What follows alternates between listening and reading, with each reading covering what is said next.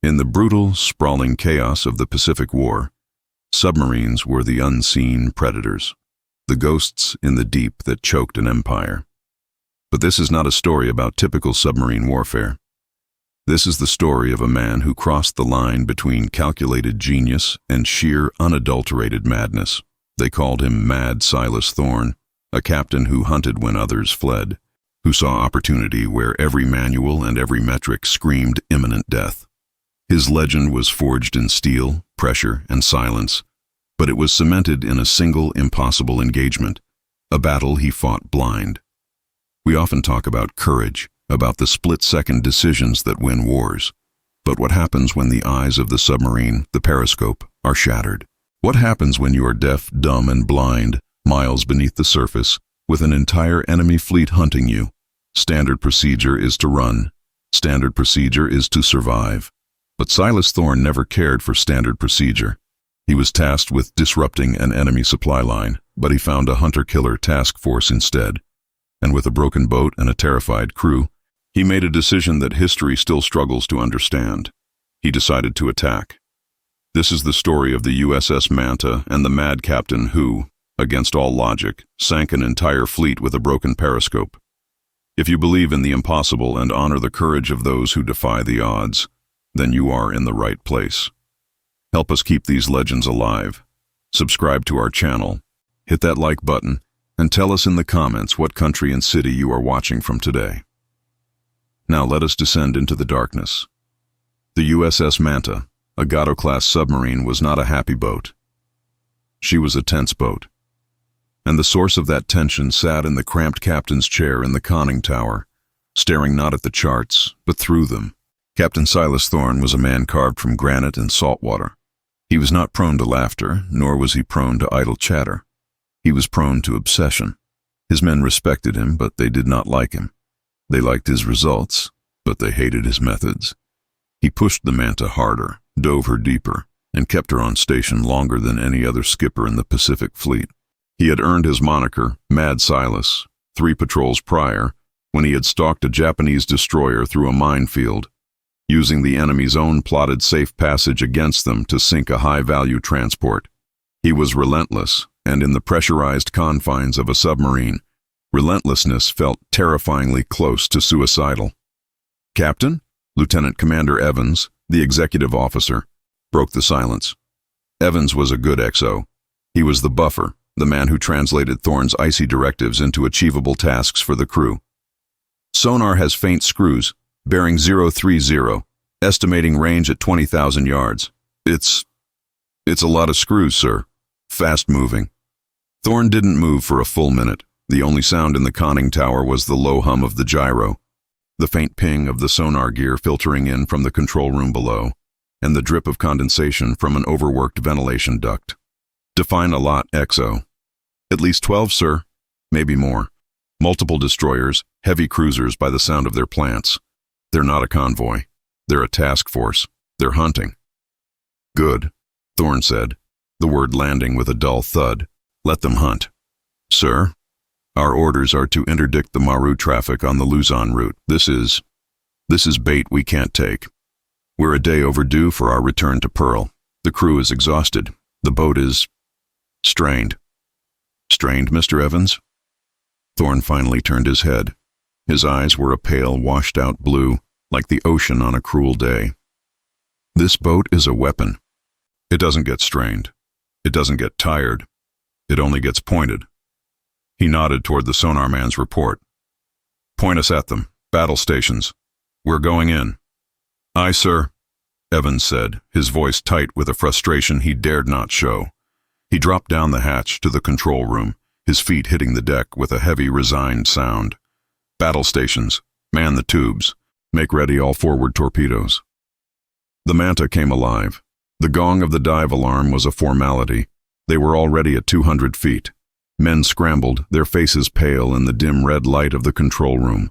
They moved with practiced efficiency, but their eyes were wide. They had all heard the sonar report. 12 hostiles, a task force, and they were turning toward it, rig for silent running. Thorne's voice came over the speaker, devoid of emotion. 2 knots. We'll let them cross our bow. We'll find a gap in the screen. For 3 hours, they crept. The air grew foul, thick with the smell of diesel oil, unwashed bodies, and the sharp metallic tang of fear. The ping of the enemy sonar grew louder, closer. It was an active, searching ping, a hunter's call. It rattled the hull, a physical percussion against the steel, a hammer tap on every man's skull. Ping, ping, ping. They were close. The sonar man, a 20-year-old named Miller with sweat dripping from his nose, was whispering his reports. "Sir, destroyer passing overhead, bearing steady. He's right on top of us. He's slowing." "All stop," Thorne ordered. The Manta hung suspended in the black, a steel coffin waiting for the hammer blow. The crew held their breath. The only sound was the muffled thrum, thrum, thrum of the destroyer's propellers, churning the water directly above them. It was so close they could feel the vibration in their teeth. The destroyer's sonar pinged again, a deafening, abrasive sound that seemed to come from inside the submarine itself. And then it moved on. The thrum-thrum faded, replaced by the sound of 12 other sets of screws. The Manta had, for now, been mistaken for a thermal layer or a whale. "Ahead, 1/3, Thorne said, his voice unchanged. "Bring us to periscope depth. I want to see who we're dancing with." "Captain," Evans protested, his voice low, bringing up the scope in the middle of a destroyer screen. "Is the only way to get a firing solution, XO, up scope." The hydraulic whine of the number 1 periscope, the attack scope, was agonizingly loud in the silence. Thorne gripped the handles, his eye pressed to the rubber cup. The scope broke the surface, sending a small feather of white water that could, to a keen-eyed lookout, be a death warrant. "Bearing 035.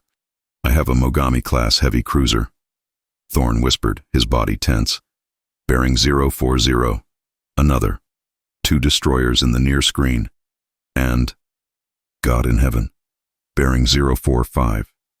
It's a carrier, a fleet carrier, Shokaku class." He was quiet, but a new energy radiated from him. This was not a task force. This was the heart of a fleet. "Down scope," he snapped. "Control, what's the solution for the carrier?" "Sir, she's zigzagging. Range, 14,000 yards. It's a long shot. The destroyers are too tight." "We won't shoot from here," Thorne said. "We're going to get inside." "Inside, sir?" Evans looked ill. "Inside the screen. They'll be on top of us before we can even get the tubes open." "They're hunting out there," Thorne said, tapping the chart. "They are not expecting a wolf to be waiting in the sheep pen. We'll dive, run under the outer screen, and come up to firing depth right in their path. They're moving at 15 knots. In 30 minutes, we'll be in the perfect position." It was insane. It was a violation of every rule. You did not run under a destroyer screen. You attacked from the flanks. You attacked from outside. But Thorne was already giving the orders. Deep, 250 feet, ahead full. The Manta surged, her engines, which had been at a crawl, now roaring to life. It was a calculated, deafening gamble. They were making noise, intentionally, to cover the distance quickly, banking on the chaos of the fleet's own water noise to mask them. For 20 agonizing minutes, they ran blind, deaf, and loud, praying that the thermal layers and the sheer arrogance of the Japanese admiral would protect them. The sonar pings were frantic now. They knew something was down here. "Ahead, stop," Thorne ordered. "Bring us up. 100 feet. Silent running." The Manta quieted again, rising slowly, lethally. Periscope depth. Again, the whine of the hydraulics. Thorne gripped the handles. Up scope. He peered into the eyepiece. Range, 4,000 yards. It's beautiful. The carrier is perfect. The cruiser is... Boom! A deafening explosion, closer than any they had ever heard, threw the boat sideways. Men were screaming. Lights shattered. The Manta plunged, her bow angle increasing dangerously. The conning tower was a scene of chaos. Captain Thorne was on the deck, hurled from the periscope. A torrent of seawater was gushing from the periscope well. "Alarm! Alarm!" Evans yelled. "We're hit! We're hit!" "Depth charge!" Miller screamed from sonar. "Close! Starboard side! They're on us!" "Control!" Evans grabbed the speaker. Blow forward ballast. Get the bow up. Get the bow up, now! The submarine groaned as high-pressure air screamed into the tanks. The deck slowly, agonizingly began to level out, but the sound of rushing water didn't stop. "Damage report!" Evans yelled, pulling Thorne to his feet. The captain was bleeding from a gash on his forehead, but his eyes were clear, and they were burning. "Sir," the chief of the boat reported from the control room, his voice shaking. "Periscope number 1 is gone. It's shattered. The well is completely flooded. We've sealed the compartment, but... Captain, the attack scope is destroyed." Another explosion, this one deeper, rocked them.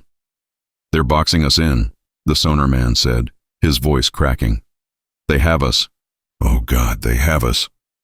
The Manta was at 200 feet blind. Their primary weapon, the ability to see the enemy, was gone. The boat was damaged, the crew was terrified, and an entire Japanese fleet was above them, dropping depth charges with lethal precision. Evans looked at his captain. This was it.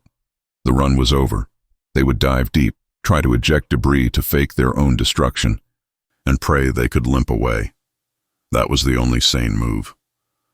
Captain Silas Thorne wiped the blood from his eyes. He looked at the flooded, useless periscope well. He looked at the sonar station, where Miller was tracking the paths of the circling destroyers. "Mr. Evans," Thorne said, his voice quiet, yet cutting through the panic. "Sir, raise the number 2 scope."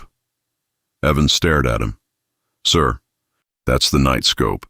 It's just an observation scope. It's not tied to the torpedo data computer. It's useless for an attack." "Is it broken, Mr. Evans?" "No, sir, but it's not designed." "Raise the scope." "Sir," Evans protested. "The last depth charge was close. The shock. It's probably misaligned. It'll be blurry. We can't get a solution from it. We are blind." "Raise," Thorne commanded, "the scope." The whine of the secondary scope was different, higher pitched. It was not meant for this. Thorne grabbed the handles. He pressed his eye to the cup. It's damaged," Thorne whispered. The shock from the explosion had, as Evans predicted, knocked the lenses out of alignment. The view of the surface was a distorted, watery mess. He could see light and dark, but no shapes. It was like looking through a shattered, rain-soaked window. Another depth charge exploded, farther away this time. "They're losing us," Evans said, hope in his voice. "Sir, we should dive. Now, we can get away." Thorne didn't move. He was staring at the blurred, useless image in the eyepiece. He was mad Silas Thorne, and he had just found a fleet. He was not leaving. "Sonar," Thorne said, his voice a low growl. "Give me the exact screw count on that carrier. Mr. Evans, get a new pad and a pencil. We are going to do the math. We are going to sink her blind." The XO looked at his captain in pure, unadulterated horror. The man wasn't just mad. He was impossible, and he was going to get them all killed. Panic is a virus. In the sealed, recycled air of a submarine, it spreads faster than any contagion. It had a smell, the acrid bite of sweat, the faint sour odor of vomit held back in the throat. It was a sound, the subtle tremor in a man's voice, the too quick shuffle of feet on the steel deck. Lieutenant Commander Evans saw the infection taking hold in the eyes of the men around him. They were trapped, blind, and being hunted by a pack of wolves. Diving deep was their only chance. And yet, the captain, the one man who was supposed to be their anchor in this storm of chaos, was not just mad. He was actively steering them into the heart of the hurricane. "Sir, I must respectfully object," Evans said, his voice a low, urgent whisper, trying to keep the conversation contained within the suffocating confines of the conning tower. "This is not a calculated risk. It is suicide. The TDC is useless without a clear visual or radar input. Manual targeting requires a stable observation platform and a clear view of the target's AOB, the angle on the bow. We have a blurry, distorted image of the sky. We cannot calculate AOB. We cannot calculate range with any accuracy. We are firing deaf and blind." Thorne did not take his eye from the useless periscope. He seemed to be in a trance, watching the shifting patterns of light and dark. "We are not blind, Mr. Evans," he said, his voice calm, which was somehow more terrifying than if he had been shouting. "We are merely using a different set of eyes. Sonarman Miller is our eyes." He raised his voice slightly. "Miller, report." From the control room below, the young sonarman's voice, amplified by the speaker, was strained. "Sir, the carrier's screw count remains steady at 90 RPMs. Her plant signature is consistent with a Shokaku class at flank speed, approximately 15 knots. She is still on a base course of 270. The destroyers are? They're widening their search pattern, sir. The closest one is at 3,000 yards, bearing 190. Good, Thorne murmured. They think we've gone deep. They think we're running. He finally turned to Evans, his pale blue eyes pinning the XO in place. You are correct. The torpedo data computer is a magnificent piece of engineering. It does the thinking for us. But it is not the only brain on this boat. We will be the computer. You, me, and Sonarman Miller. He pointed to the small fold-down chart table. Get your pad, XO. We're going back to basics. The Japanese zigzag pattern A for fleet carriers is predictable if you know the base course. A 45-degree change every 10 minutes. We have the base course. We have the speed from the screw count. We have the bearing from sonar. That gives us a triangle. A very big, very deadly triangle. All we need is one final piece of data. A precise confirmed bearing at a precise moment in time. And how do we get that, sir? Evans asked, his skepticism plain. Sonar can give us a general bearing, but it's not precise enough for a torpedo solution. There's too much distortion, too much noise from the rest of the fleet. The scope, Thorne said, tapping the eyepiece. This broken, useless scope. The carrier is 300 yards long and 100 feet high. At 4,000 yards, it is the biggest thing on this patch of ocean. I can't see its shape, but I can see its shadow. I can see the light change when it passes between us and the sun. That is our confirmation. That is our firing key. The sheer audacity of the plan was breathtaking. He was going to use a massive fleet carrier as a sundial, and the momentary dimming of light in a broken periscope as the trigger. Evans felt a cold knot form in his stomach. He was a man of regulations, of proven tactics. This was something else entirely. This was naval warfare as a form of black magic, but he was also a man who followed orders. He grabbed a notepad and a grease pencil. Miller! Thorne's voice was sharp, commanding, pulling the entire crew into his bizarre orbit of concentration. I want a constant stream of information. I want to hear that carrier's heartbeat. Call out her bearing every 30 seconds. Call out any change in her RPMs, no matter how small. You are my ears. Do you understand? Yes, sir. Miller's voice had a new spark of purpose. He was no longer just a terrified kid reporting sonar contacts. He was a vital part of the attack. XO, Thorne continued, you will plot Miller's bearings against time. We will establish her track. We will calculate the intercept point based on our own speed and the torpedo's run time. We will do it in our heads and on that pad. We will be faster and more accurate than the TDC because we are more desperate. For the next 20 minutes, the USS Manta became a strange, silent university of death. The air, already thick with tension, was now layered with the low murmur of mathematics. Bearing 045, RPM steady at 90, Miller would call out. 045 check, Evans would repeat, his pencil scratching on the pad. She's holding her course, Thorne would mutter, his eye glued to the scope. She's due for a zig any minute now. Stay with her, Miller. The enemy destroyers were still out there. A depth charge exploded, farther away this time. A dull whump that vibrated through the hull, a reminder of their precarious mortality. But the crew, following their captain's lead, ignored it. The fear was still there, a cold stone in their bellies, but it was now overlaid with a profound, almost hypnotic focus. They were watching their mad captain paint a masterpiece of destruction with numbers and shadows. Bearing steady at 045. Wait.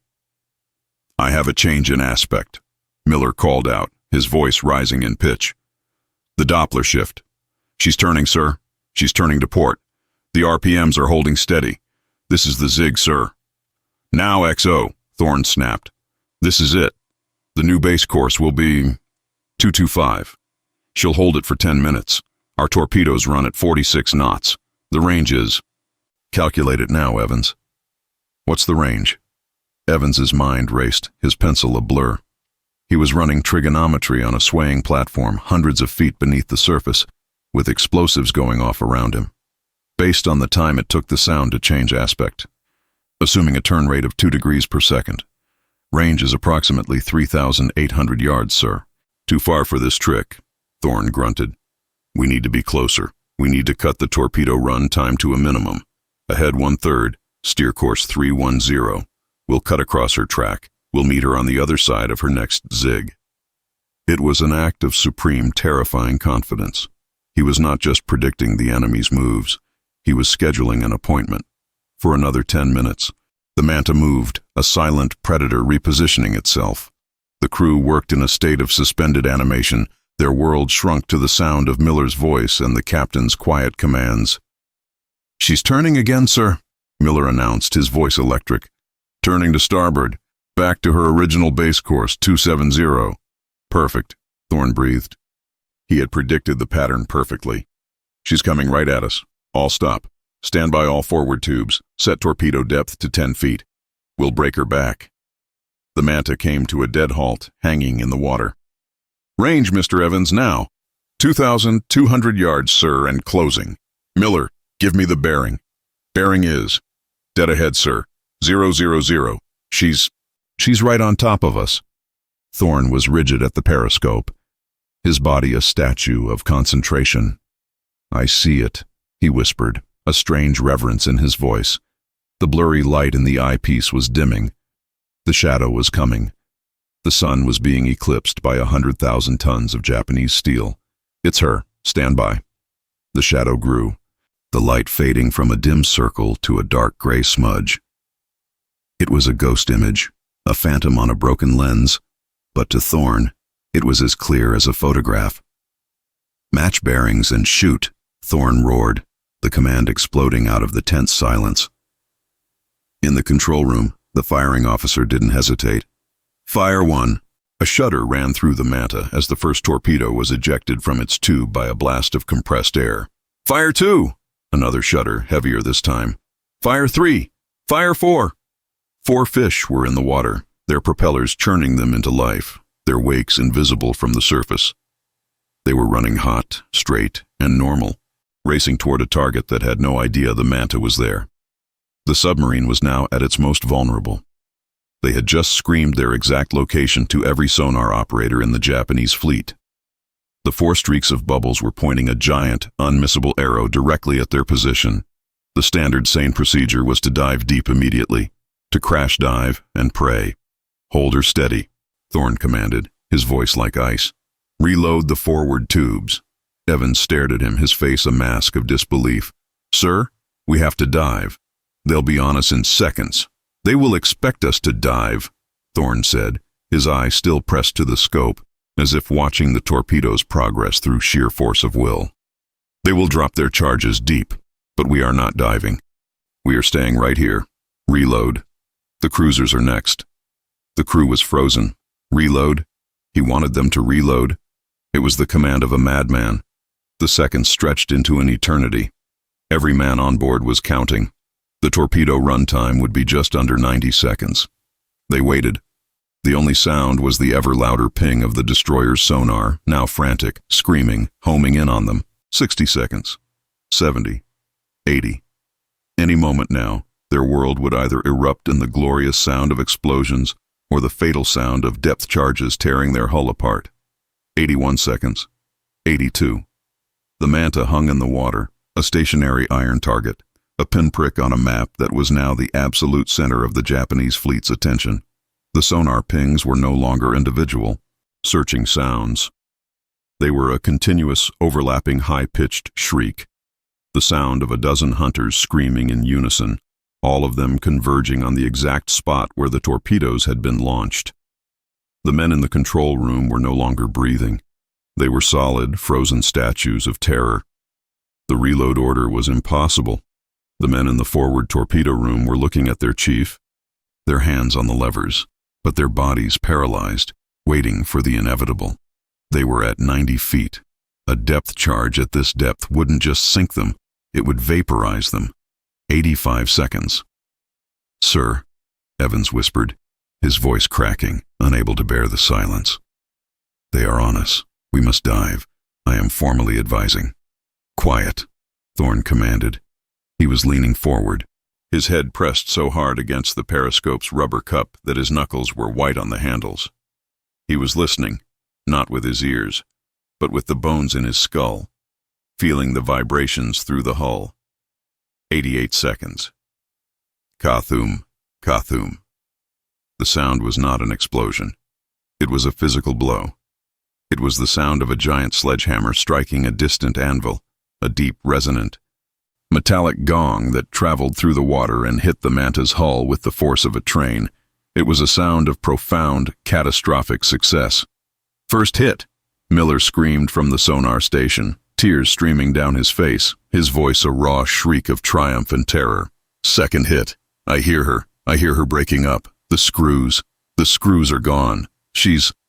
Oh God, she's screaming." A low, terrible groaning sound filled the submarine, a metallic tearing and screeching that Miller's gear was amplifying. It was the sound of the Shokaku-class carrier, thousands of yards away, dying. It was the sound of her bulkheads collapsing, her spine snapping, her hull tearing itself to pieces as the cold Pacific rushed in. "Kathum, Kathum." "Third and fourth hits," Miller yelled. "Dead center. I don't hear her plant anymore. Just noise. She's gone, sir. She's gone." A strangled cheer erupted in the control room, a desperate, half-mad sound that was instantly choked off by a new, more immediate terror. "Destroyer, bearing 010, range 2,000 yards, closing at flank speed. He's on our launch transient. He's coming." "Reload," Thorne said. His voice was utterly unchanged. It was not the voice of a man who had just sunk a fleet carrier. It was not the voice of a man about to be depth-charged into oblivion. It was the voice of a mechanic looking at a complex engine. "Reload those tubes. Now." This time the order broke the spell. The terror of the destroyers was eclipsed by the terrifying, impossible, proven authority of their captain. He had done it. He had hit a carrier blind. The crew moved. In the forward torpedo room, the chief yelled. He said, "Reload, you apes! Move! Flood the tubes! Open the doors!" Men scrambled over each other in the cramped, swaying compartment. The heavy, greasy torpedoes were rammed home, the hydraulic levers whining, the outer doors shut with a heavy final clang. It was a drill they had practiced 100 times in the safety of Pearl Harbor. They had never, not once, practiced it while a Japanese destroyer was charging them at 30 knots. "Sir!" Miller's voice was a panic button. "Destroyer, range 1,000 yards. He's starting his run. I hear the charge doors opening. He's going to bracket us." Boom, boom, boom. The first 3 charges were off. The destroyer, assuming the Manta had crash-dived, had set them deep. They exploded 300 feet below the submarine, a series of muffled, jarring thuds that nonetheless rattled the boat violently. Loose items rained down. A light bulb exploded in a shower of sparks. "Tubes 1 and 2 are reloaded," the torpedo chief yelled over the intercom. "He's passing overhead," Miller screamed. The loud, churning thrum, thrum, thrum of the destroyer's propellers was deafening, a freight train roaring directly over their heads. "He missed us," Evans breathed, wiping sweat from his face with a trembling hand. "He thinks we're deep. Sir, now we dive. Now we go." "Steady," Thorne said. "He'll turn. He'll be back. He's angry." "Sir," Evans pleaded, "he's not alone." 2 more destroyers converging, bearings 340 and 035. They're all coming to this spot. "Good," Thorne said. "It's a party. Miller, give me the screws on the Megami class, the cruiser we saw earlier. Where is she?" Evans looked at his captain as if he had just started speaking in tongues. The destroyers were a knife fight in a phone booth. The cruisers were. They were miles away. They were irrelevant. "The cruiser, sir." Miller was confused. She's holding her course bearing 080 range, 5,000 yards. She seems confused. She's firing her main guns, but not at us. It looks like she's firing at the sky." "She's firing at the ghosts of her own aircraft," Thorne said. a flicker of something dark and satisfied in his voice. She's in a panic. She doesn't know where we are. She just knows her flagship is dead. Get me a solution on her. A solution, sir? Evans was incredulous. We are in a nest of destroyers. We have to move. We can't stay here and play sniper. We will not move, Thorne said, his voice dropping to a low, dangerous growl that silenced the XO instantly. Moving creates noise. Noise gets us killed. We are a rock. We are a piece of coral. And we are a piece of coral with torpedoes. The destroyers are fast. They are agile. They are also predictable. They're all rushing to where we were. They are creating a wall of noise that is masking us from that cruiser. And that cruiser is the next target. Boom. Boom, boom, boom, boom. The second destroyer had arrived. This one was smarter. He had set a shallower pattern. The explosions were a physical, skull-crushing battery. The Manta was hurled onto its side, the deck tilting to a 40-degree angle. Men screamed as they were thrown against equipment. A pipe burst in the engine room, spraying high-pressure steam. The emergency lights, dim red bulbs, flickered on as the main power failed, plunging the boat into a hellish crimson twilight. "Flooding!" a voice shrieked from the aft compartments. "Engine room! Steam line ruptured! We have a burn victim!" "Control!" Thorne's voice was the only thing in the boat that wasn't shaking. "Seal the engine room. Reroute power from the batteries. Get those pumps online." He never moved from the periscope. "Mr. Evans, stop panicking and get me that firing solution." Evans was clinging to a stanchion, his knuckles white. He looked at the chaos around him. The boat was dying. The men were terrified. And the captain. The captain was attacking. It was in that moment that Evans finally understood. Thorne wasn't just mad. He was transcendent. He was not reacting to the battle. He was the battle. He had created this chaos, and he was the only one who understood its new, brutal rules. He was using the destroyer's own attacks to cover his next move. He pulled himself to the chart table, his hands shaking so badly he could barely hold the pencil. "Miller, give me the bearings for the cruiser, now." "Aye," Miller yelled, his voice finding a new, hard edge, a reflection of his captain's impossible will. "Cruiser bearing 083. RPM steady. She's holding course." "Tubes 3 and 4 reloaded," came the report. The Manta was level again, but wounded, leaking, and trapped. "Destroyer, bearing 180, turning for another pass," Miller warned. "He's coming," Thorne said. He was still watching the shadows in the broken scope. "He'll pass our bow in 40 seconds. That is our window. The noise of his passage will mask our launch. XO, what's the solution?"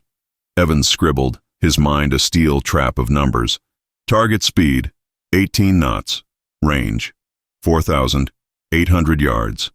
Angle on the bow, 90 degrees port. Torpedo run, 3 minutes."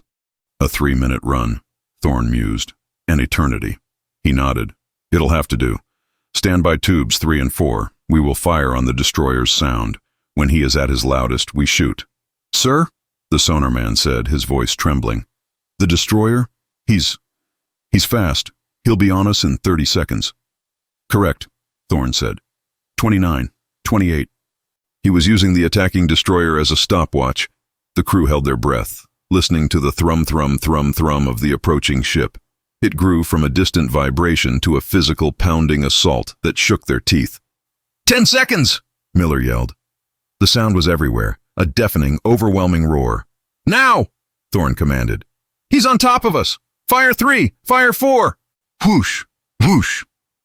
The Manta shuddered as the 2 torpedoes were launched, sent on a 3-minute journey to a target that had no idea it was even being engaged. The instant the torpedoes were clear, the destroyer was on them. Boom! An explosion, closer than any before it, lifted the Manta out of the water and slammed it back down. The deck plates buckled. The conning tower lights shattered completely, plunging Thorne and Evans into total darkness, lit only by the sparks from a fried electrical panel.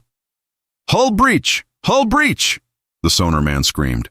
"Aft torpedo room! We are flooding! Crash dive!" Evans roared, adrenaline finally overriding his shock. "Dive! Dive! Dive!" "No," Thorne's voice came from the darkness, a calm, terrible command. Hold her at 90 feet. We are not done. Sir, we are flooding, Evans screamed, his voice breaking. We will lose the boat. Damage control, Thorne ordered, his voice echoing in the dark. Seal the aft torpedo room and get me a count. I want a 3-minute count. Those fish are in the water. The Manta was mortally wounded. She was flooding. She was surrounded by destroyers. She was blind.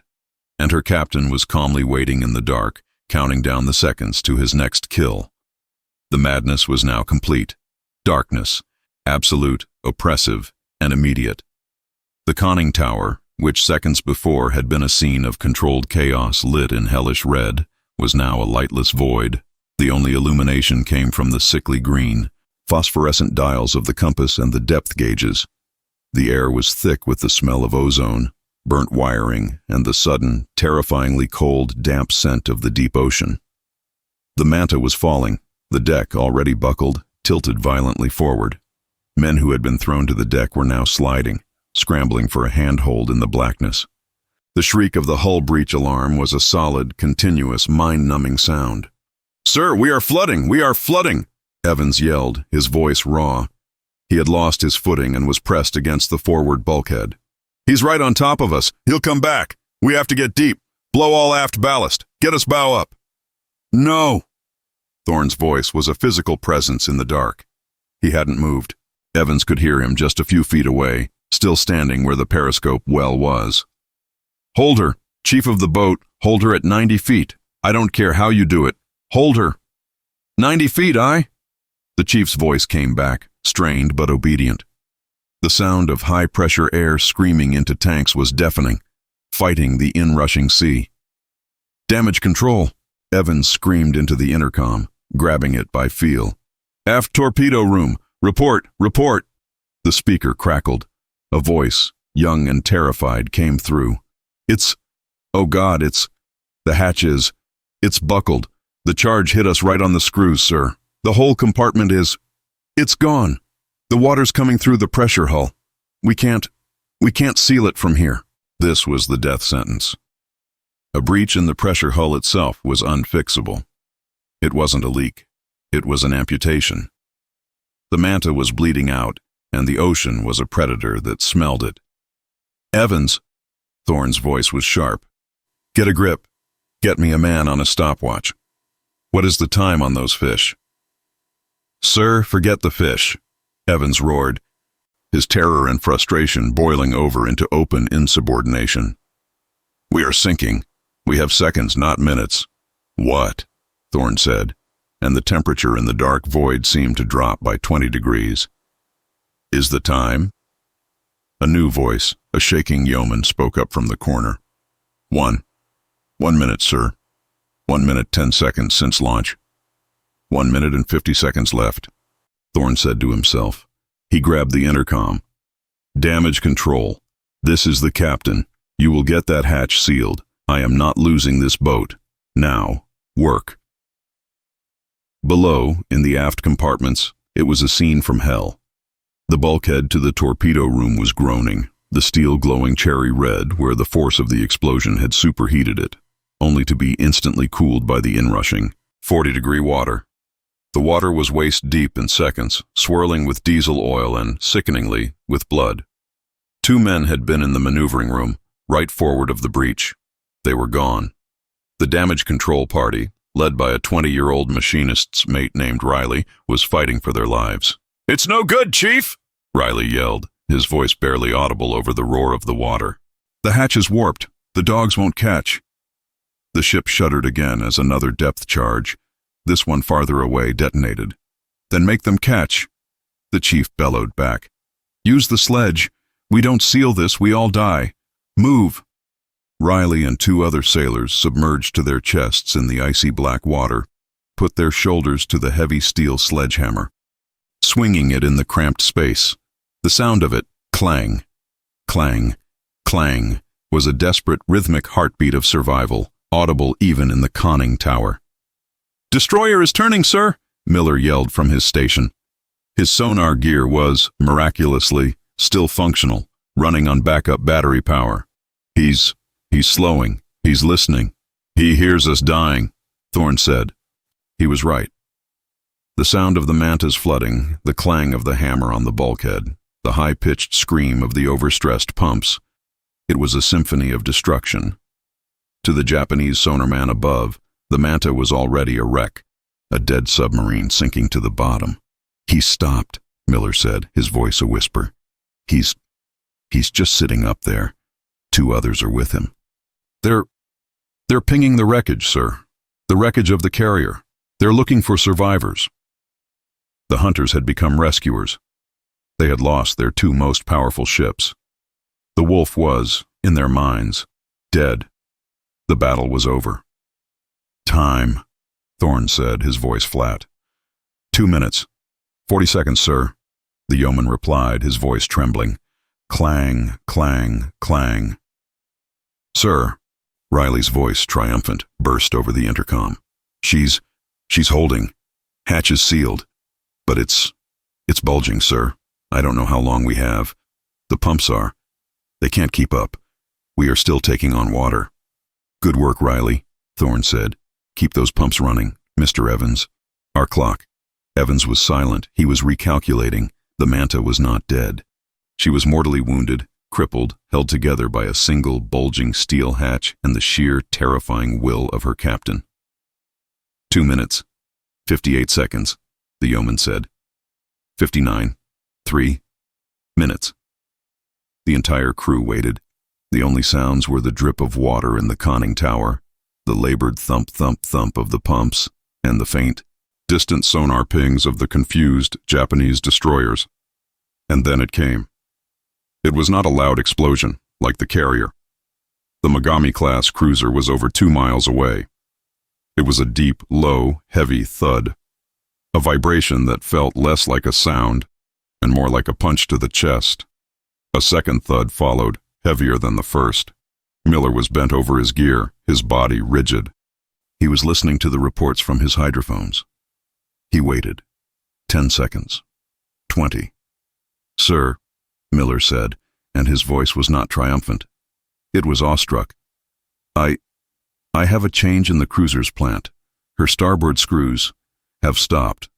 Her port screws they're irregular, cavitating. She's turning in a circle, sir. We hit her aft. Another sound, louder this time, a deep secondary explosion. Magazine, Thorne said, a grim satisfaction in his voice. We hit her magazine. She's breaking up, Captain, Miller said, his voice flat with disbelief. I hear her breaking up. She's gone. 2 capital ships, sir.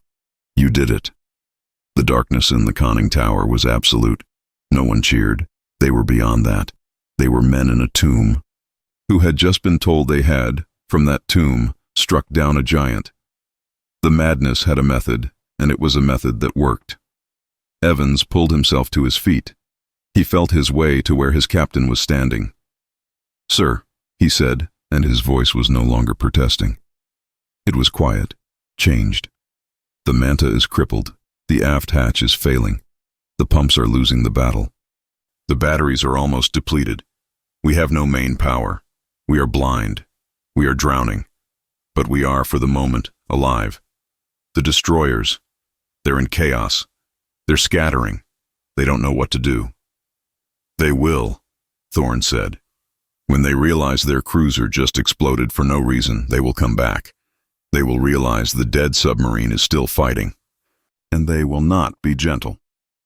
Then we have to get out of here, Evans said. We have to dive deep, try to find a thermal layer, and crawl. We can't fight. We can't even move. We can't dive, Thorne said. The pressure on that aft hatch would implode us at 200 feet. We can't run. The screws are compromised. We have 1/3 propulsion at best. We cannot run, and we cannot hide. A terrible, cold silence fell over the conning tower. Evans stated the fact that they all knew. Then, what, sir? We're just done? We wait for them? Thorne was quiet for a full minute. The manta groaned around them, a wounded animal. The clang from the aft compartment had stopped. replaced by the high-pitched scream of the pumps and the terrifying steady sound of spraying water. They had bought themselves minutes, not hours. "No," Thorne said, his voice coming out of the pitch black. "We are not done. The title says Fleet, Mr. Evans. We've only sunk the big ones. The wolves are still in the fold, and they are angry." "Sir, we cannot fight destroyers," Evans said, the panic rising again. "They will hunt us down and—" "We will not fight them," Thorne said. "We will haunt them. We are a ghost, Mr. Evans. We are a ghost with 4 torpedoes left in our stern tubes. Miller, give me the bearing to the closest destroyer." Miller, his fingers flying over his dials, paused. "Sir? He's at 800 yards. Bearing 270. He's stopped in the water. He's launching boats. He's picking up survivors from the cruiser." A slow, terrible smile spread across Silas Thorne's face, invisible in the darkness. "A stationary target. How very thoughtful of him. Mr. Evans, make ready the stern tubes." Evans's blood ran cold. He was going to shoot a ship while it was rescuing sailors. "Sir, that is war," Thorne snapped, "and we are going to sink an entire fleet. Now get me a solution."